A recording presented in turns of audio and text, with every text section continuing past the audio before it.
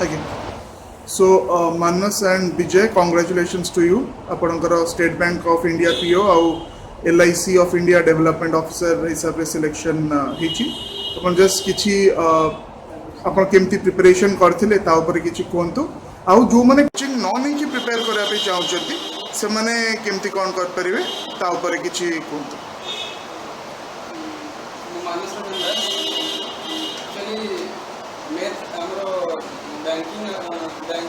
Exam सब लेते तो से बेसिकली मैथ पोर्सन बेसी कष्ट लगे पे हाईस्कल पढ़ी आसता डिफरेंट टाइप्स ऑफ कोर्स करता मे भी से भूली जाता तो कोचिंग इम्पोर्टेंस से फील हुए कि आम सब जिन जानी था कि रिकल करने पड़े से पर्टिकुलर गाइडेंस दरकार हुए तो जदि हम निजे पढ़ा सब जिन रिकल कर हुए से basically math and English coaching दरकार हुए इंग्लिश कौन पे इंग्लिश भी टोटाली भूली जाता आम धरा जो जड़े बीएससी कला तो से इंग्लिश मैथ बीएससी जूलॉजी कला से मैथ आउ इंग्लिश इम्पोर्टेंस जना पड़े इंग्लिश आउ मैथ डोमिनेट हो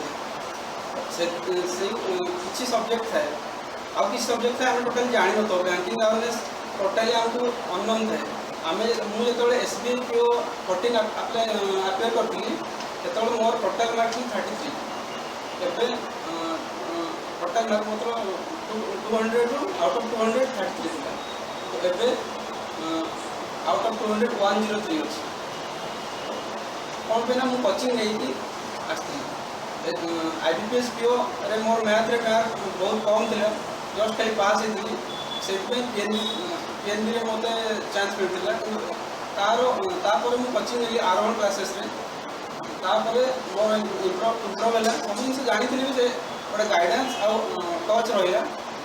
तो एप्रिल मु स्टार्ट करी मार्च रु एंड कली जुलाई एंड कली जुलाई एग्जाम था मेन एग्जाम तो से मत बहुत फायदा है मैथ में भल नंबर था out of 50 secured 31 basically 31 is the good score in banking. Okay, thank you. Vijay? My name is Vijay Kumar Naik. मुझे R1 क्लासेस कोचिंग स्टार्ट करते काल मिसिकी स्टार्ट करते आम भी से भाया जहाँ भी मटेरियल्स प्रोवाइड कराला ताकू भी आम पढ़ुलु आपर भी बाहर भी आम किसी पढ़ी भी ये करूँ जदि क्लास रे जहाँ भी पढ़ा होटा तो कह गले से डिटेल्स पढ़ाऊँ किंतु निजे जदि जन ट्राए न कर प्रैक्टिस जदि न कर सी किसी कहीं सर्ट टाइम पीरियड भितर जन को स्कोर करार अच्छे मैंने निहाती बहुत प्रैक्टिस करने से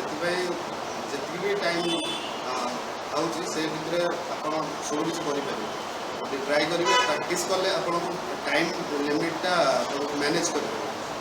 आप देखो तो ट्राए करूँ जहाँ भी materials or coaching centre provide हो बहुत किसी सब किसी था से डेली बेसिस पढ़ू न्यूज पेपर पढ़ू वर्ड्स पिक आउट करूँ जो कि इंग्लिश आप स्कोर करेंगे भल भाव ओके थैंक यू. आपन को आगु बहुत बेस्ट विशेष लाइफ रे बहुत आगु जातु. Thank you.